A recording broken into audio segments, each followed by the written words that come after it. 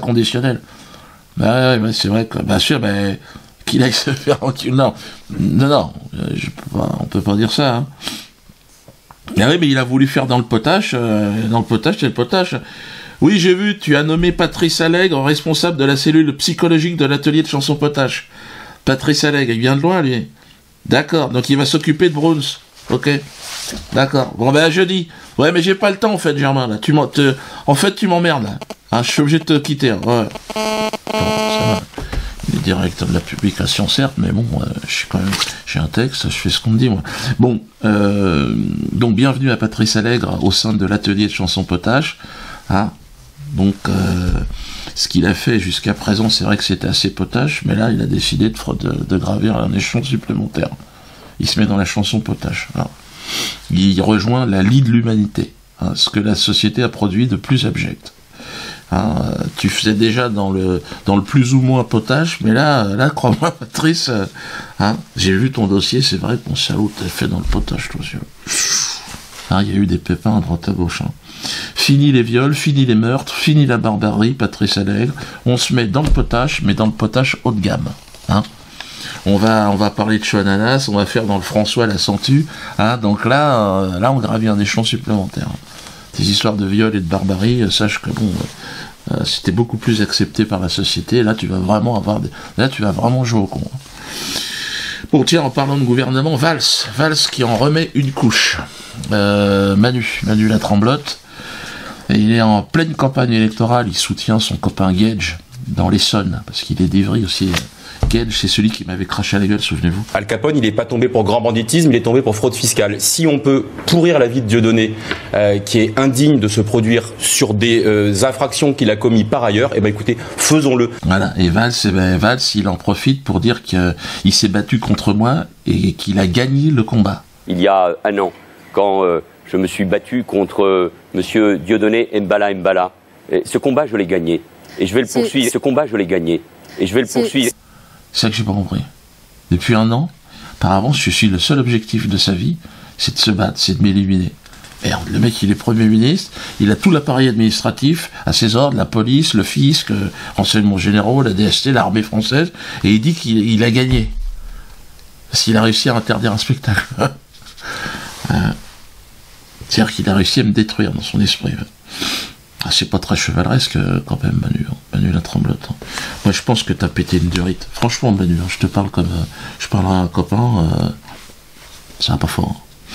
Ben, on voit à l'Assemblée nationale, tu te trembles, on dirait un diesel. Regarde ça. Regardez la patte de Manu. Vous la voyez là? Regardez. Oui, il zoome. C'est pas Lanza qui a fait ça. Je sais pas s'il a chopé la maladie de Parkinson ou il est sous coke, mais ça va pas. Regardez-le. Ah, il faut qu'il lève le pied, hein. Force de branler du Kerman. Non, ça c'est une réplique de l'atelier de chanson potage. Faut dire avec une patte qui tremble comme ça, que Kerman il va être content. Ah, bande de... Enfin, et bon, alors je tiens à préciser qu'il ne s'agit pas de magie noire, parce que beaucoup de gens ont dit, Diodo, est-ce que c'est pas toi qui aurais fait envoûter Manu la tremblote? Parce qu'il tremble, c'est pas possible de trembler comme ça. Alors non, c'est pas vrai, je suis pas responsable. Hein. Je suis pour la paix. Mon prochain spectacle s'appelle Dieudonné en paix. Est-ce que j'ai besoin de le rappeler? Hein. Alors, est-ce qu'un vieux Camerounais là-bas de mon village a décidé de son propre chef de lui foutre la chiasse en manipulant 3 pattes de poulet? Ben, je sais pas. Je peux pas répondre à tout ça. Hein. Mais c'est vrai qu'il a énervé des gens. Puis le fait de dire toujours mbala, je suis pas le seul mbala. À mon avis, il va y avoir des emmerdements. Hein. Et c'est pas fini. Hein. Là, on est à deux droits. Déjà, Patrick Cohen, on avait voulu me foutre ça sur le dos, souvenez-vous. Vous devez changer. Ça va pas très bien. Non. Ça va pas? Il est victime d'un petit malaise. Allonge-le par terre. Et on relève les jambes. Je peux rien là-dedans. Patrick, si tu me regardes, j'ai rien à voir là-dedans. Que quelques Camerounais commencent à utiliser leur technique vaudou qui remonte, je sais pas quoi. Mais c'est vrai que quand je vous vois partir en cacahuète, ça fait un peu peur. Il y a même TF1, là, apparemment, ils sont en train de dire que le pilote de l'hélicoptère de Drophead, là, il aurait lui aussi été envoûté. Attendez, et moi je suis pas responsable, c'est pas parce que je suis d'origine africaine que tout ce qui va se passer dans les années qui viennent, parce que là, à mon avis, il va s'en passer. Hein. Eh oui, les gars, vous avez joué au con, mais moi je suis dans une logique de paix, encore une fois, je vous tends la main. Je te tends la main, Manu. Hein, Oh merde, putain, qu'est-ce qui t'arrive? J'ai dû, au procès d'Alain Soral. Moi, j'étais partie civile. J'ai rencontré l'UEGF, l'association J'accuse et tout, SOS Racisme, ils étaient tous là, j'étais à côté d'eux. Et bon, j'ai essayé bon, il y en a, ils n'ont pas voulu me serrer la main, hein, c'est trop, ils peuvent pas. Mais il y en a, ils ont accepté de discuter un petit peu. Donc ça sera bivoche. Bon, c'est pas gagné, hein, mais on a essayé de... Moi, ce que je leur ai dit à ces associations, j'ai écouté, vous défendez le bien, vous avez la sensation. Bon, vous prenez vos caméras, on se met dans un endroit, on discute face à face, et puis l'opinion publique se fait un avis de qui dit la vérité et qui ment.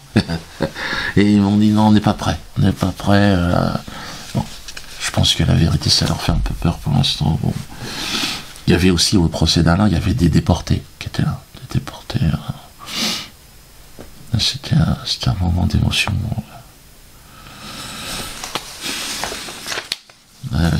Ils étaient 3 et bon, ils savaient pas très bien où ils étaient. Hein. D'ailleurs, il y a une personne de la partie civile qui l'a dit, mais vous savez où vous êtes, le gars, pourquoi vous êtes là, monsieur? Il disait, vous connaissez le geste, ça s'appelle comment? Il savait pas, il pouvait pas répondre. J'ai l'impression qu'ils sont quand même un peu instrumentalisés.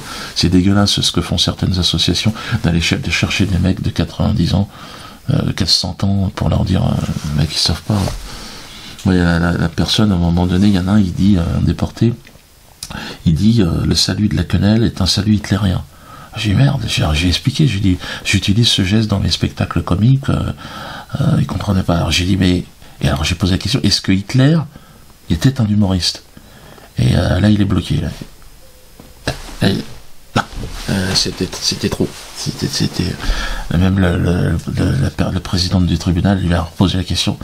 Non, il a dit non. Ben, il a dit non. Comment ça? Alors il a dit oui, c'est bon, c'est une réponse. Donc, puis j'ai demandé à la personne aussi, je lui ai dit, mais comment se fait-il, selon vous, Madame la déportée, comment se fait-il que les gens qui font des quenelles devant des lieux de mémoire de l'esclavage, à Gorée ou à Paris ou le Jardin Luxembourg, je fais une quenelle, il y en a plein, on a plein de photos, eux ne sont pas poursuivis, comment ça se fait? Et pareil, c'était trop, elle pouvait plus. Elle a dit c'est différent parce que vous étiez des marchandises. Que nous, on a. Mais j'ai dit oui, mais ils jetaient les marchandises par-dessus bord. On était. Et puis les esclavagistes de votre communauté, il y en avait beaucoup aussi, madame. Puis elle m'a dit oui, mais bon. Qui est lui? Elle m'a dit qui c'est? Et puis elle est partie. Faut essayer de discuter, mais si on peut pas, on peut pas. Alors, l'année d'assurance, on a passé les 120 000, c'est ce que je dis toujours. Internet, c'est ce qui va nous permettre de nous libérer. On va dématérialiser toutes les frontières, géographiques, ethniques, religieuses et même étatiques. L'État est en train de s'effriter, c'est pour ça ils sont comme ça. On va se reconstruire un pays, et tout commence par la non-assurance. Donc, si vous n'avez pas compris, restez dans le système. Fabriquez-vous-en. Mais là, on est 120 000. À un moment donné, on va se compter. Mais là, déjà, à 120 000, on peut changer le monde. Enfin, le nôtre, en tout cas. Donc, on commence par l'assurance, après c'est la banque, après on va se fabriquer des passeports. Puis, à un moment donné... Manu... Manu, mets-toi au zouk. J'ai vu que... Tiens, on va lui mettre un petit zouk. Vous êtes Manu? Faites-la, vous êtes. Faites-la, vous êtes.